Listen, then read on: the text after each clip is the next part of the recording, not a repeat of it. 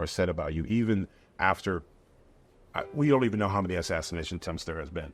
But we know too, one of the things that when you, in that moment, when you stood up and you yelled, fight, fight, fight, again, that's where I'm seeing the Father. It wasn't about you. It was letting your family know you're okay, and you're more concerned about the people.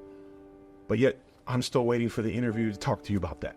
Why are we not sharing in that? That was a tremendous moment. I was in Oklahoma doing a stand-up show, and I thought I was going to cancel because I wasn't leaving the TV screen because I'm watching an assassination attempt on our president. People were watching that. There's no question about it. That was a big deal. But I went anyways to the show thinking no one would come, and they came. And instead of doing a stand-up show, I did a Q&A to talk about it. And there was a lot of veterans that were there that were talking about how much they support you and they believe in you, and that they were generally concerned. But they said they had no fear because when they saw you stand, you stood for them.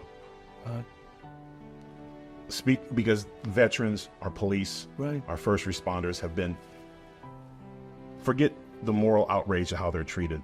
They've been the funding, stuff like that. Sure. And you have been doing some stuff with taxes. Yeah. Now, I did a little bit, and I'm not a mathematician, but I did a little bit of checking. One of the things, one of the policies, like, would you consider thinking about for our veterans, for those who serve, for those who are police department, to where their taxation is the fact that they're giving their bodies to this country?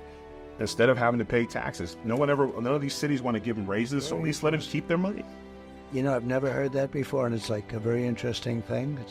It's the kind of thing you would think of, right? Because they have been treated so terribly. It's going to take more than a hug.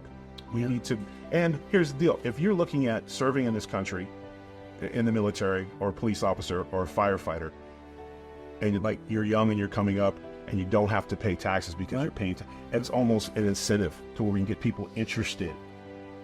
And other countries do that, as you do. Yeah. Other countries do that. Of course they do. In spades. It's something I would think about. You know, it's something that nobody ever brought up.